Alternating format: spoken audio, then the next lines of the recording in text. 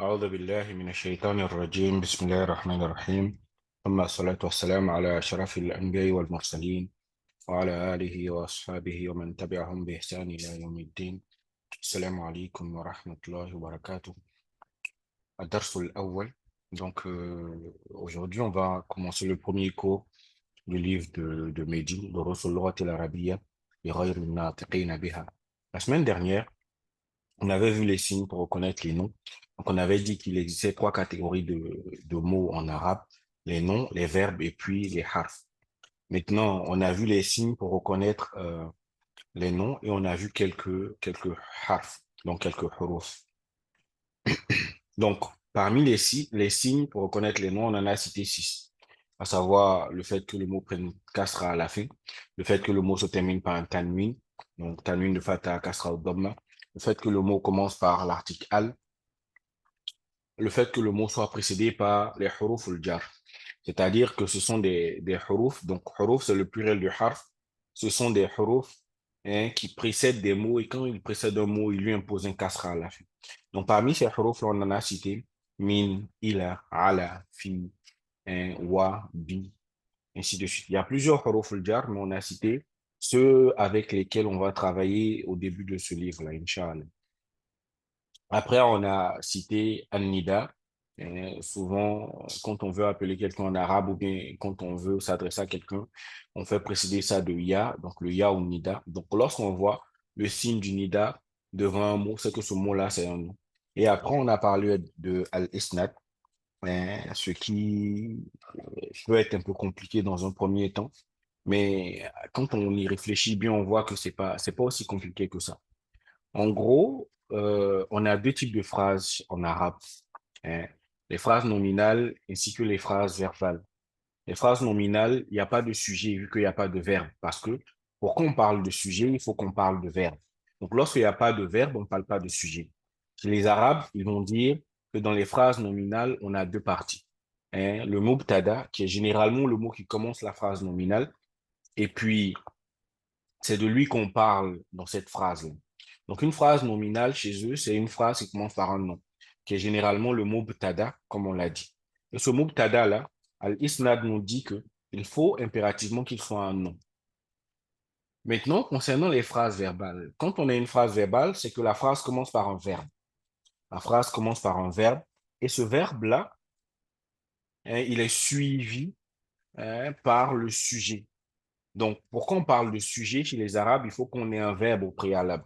Donc, quand on parle de verbe, c'est là qu'on parle de sujet.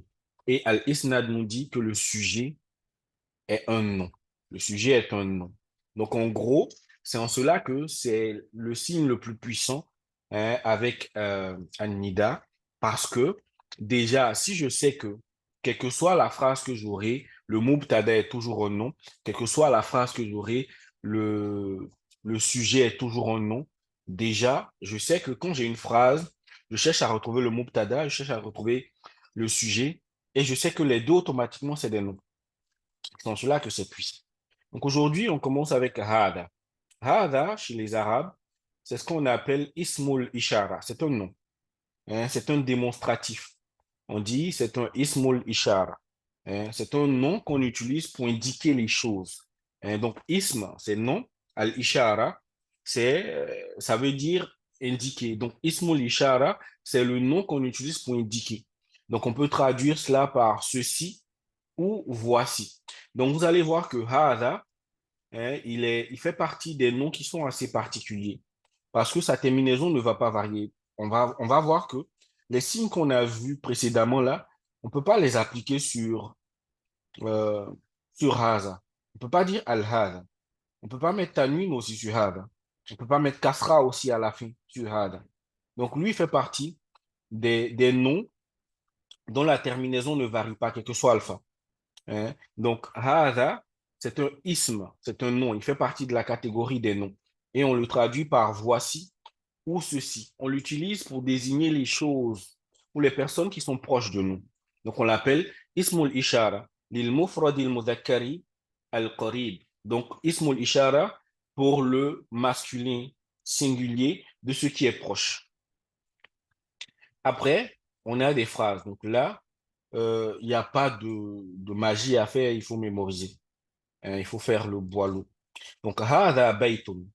Donc, ici, on a une phrase. Donc, sachez que les plus petites phrases qu'on peut faire en arabe, c'est une phrase composée de deux noms ou bien un nom et un verbe. Hein. Donc, ici, on commence avec هذا بيت. Ici, on a deux noms. هذا, on sait que c'est un nom. Et هذا commence la phrase, هذا, c'est le mubtada. OK? Donc, et, et comment dire cela? On voit que la majorité des règles qu'on a vues pour les signes qui, pour reconnaître les noms, ne marchent pas avec hada. Hada ne peut pas prendre kasra. Hada ne peut pas prendre tanwin à la fin. Hada ne peut pas commencer avec al. On ne peut pas dire al-hada avec l'article al. Hein? Par contre, hada peut être précédé de hafjar. C'est possible. Hada peut pas être précédé de... oui, on peut, je pense qu'on peut précéder Hada de Nida et Hada respecte Al-Isnad. Parce que Hada, c'est le Mubtada et Hada, c'est un nom.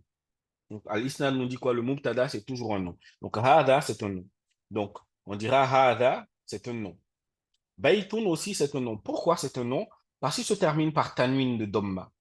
Hein? Parce qu'il se termine par Tanwin de Domma. Donc, Hada, c'est un nom.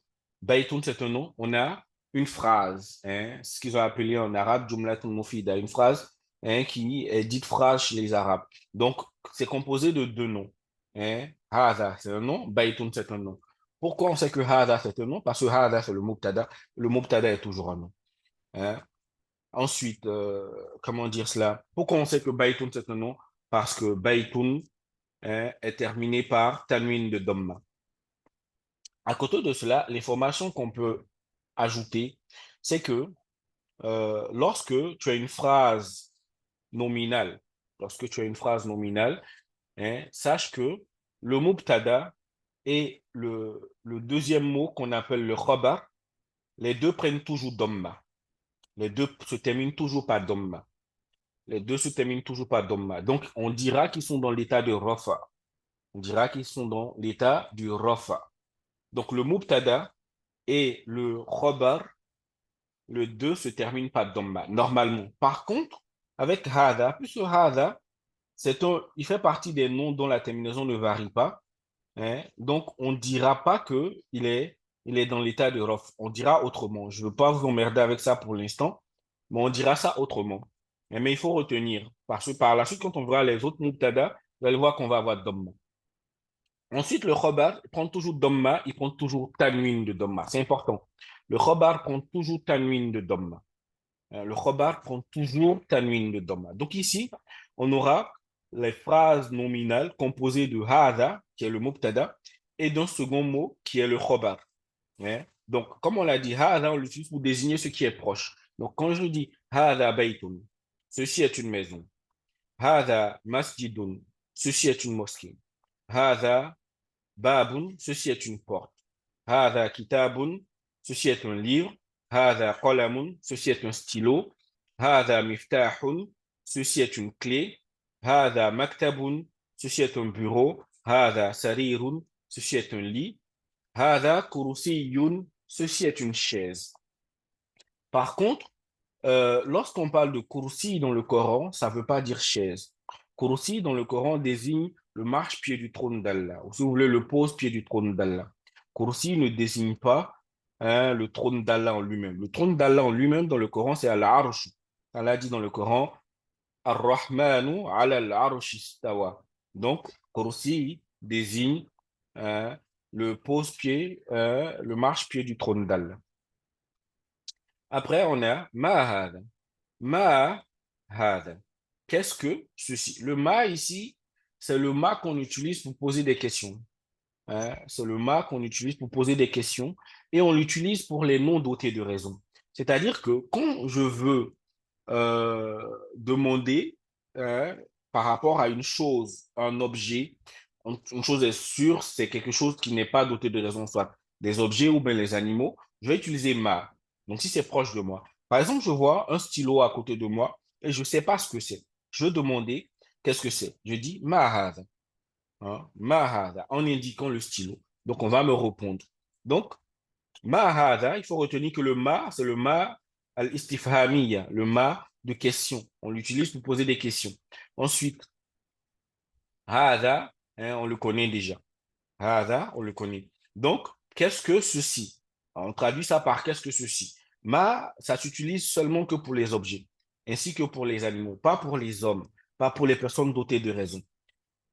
Ma hada, hada baytun. Qu'est-ce que ceci? Ceci est une maison. Hada baytun. Après, on peut poser la question avec le a, hein, le hamza de question, hein. Donc, le hamza, il veut dire est-ce que? Ahada baytun. Est-ce que ceci est une maison? Ahada baytun. Est-ce que ceci est une maison? Est-ce que ceci est une maison? Naam, hada baytun. Donc, si oui, je dis naam, hada baytun. Oui, en arabe, ça se dit naam. Naam, hada baytun. Ma hada, hada qamisun. Qu'est-ce que ceci? Ceci est une chemise. Hein? Qamisun, chemise, boubou, si vous voulez, hein, dans notre jargon. Ahada sarirun, est-ce que ceci est un lit? La, hada kursiyun. Non, ceci est une chaise. Ahada miftahun. Ahada miftahun. Est-ce que ceci est une clé? Donc, miftah, il y a une erreur de calligraphie ici. Le soukoun, il est sur le fa. Et puis le fatha, il est sur le ta. Donc, miftahun. Ahada miftahun. Est-ce que ceci est une clé? La, hada qalamun. Ma hada? Hada najmun. Ma hada? Hada najmun. Qu'est-ce que ceci? Ceci est une étoile. Après, on a un exercice et je souhaiterais que vous fassiez ces deux exercices. Il y en a trois. Il y en a trois. Donc, on a l'exercice 1. Donc, on pose la question Mahada et à vous de répondre ce que c'est en fonction du dessin. Donc, ce qui veut dire qu'au préalable, vous aurez mémorisé les mots en fonction des images. Parce que si on ne connaît pas les mots, on ne pourra pas répondre. Donc, ici, dans ce premier exercice, les questions, c'est avec mahada. Donc, vous voyez que c'est seulement que des objets. Le deuxième exercice, c'est avec ahada. Ahada baytun. Donc, est-ce que c'est une maison? Si oui, je dis naam, hada baytun. Si non, je dis la, hada masjidun. Par exemple, dans cet exemple, on a une mosquée et on nous demande est-ce que c'est une maison? Hada baytun. Est-ce que ceci est une maison? Donc, je dis la. Donc là, L tiré avec alif. Donc pour dire non, virgule, hada masjidun. Ceci est une mosquée. Hada masjidun. Donc faites pareil pour les exercices. Et là, l'exercice 3, c'est un exercice de lecture et d'écriture. Iqra waktub.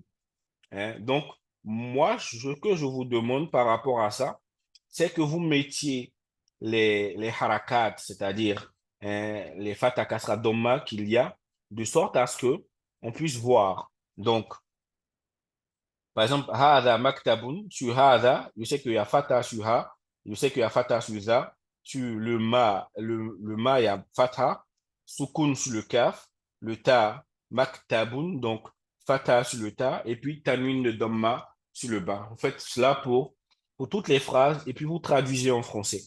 Maintenant, pour ces phrases-là, hein, donc pour ces phrases-là, on va essayer d'appliquer un exercice pour le cours dernier. Vous me dites dans ces phrases-là, hein, les différents composants de ce mot-là, hein, si ce sont des noms ou si ce sont pas des, si ce sont des noms, si oui, et pourquoi ce sont des noms. Hein. Maintenant, il faudrait savoir que le Hamzatul Istifhamiyya, c'est un harf. Donc, lui, c'est un harf. Maintenant, le reste, hein, mener des recherches et puis on verra ça pour la prochaine séance. Sur ce, assalamu alaikum wa rahmatullahi wa barakatuh. On se dit à la semaine prochaine. Assalamu alaikum wa rahmatullahi wa barakatuh.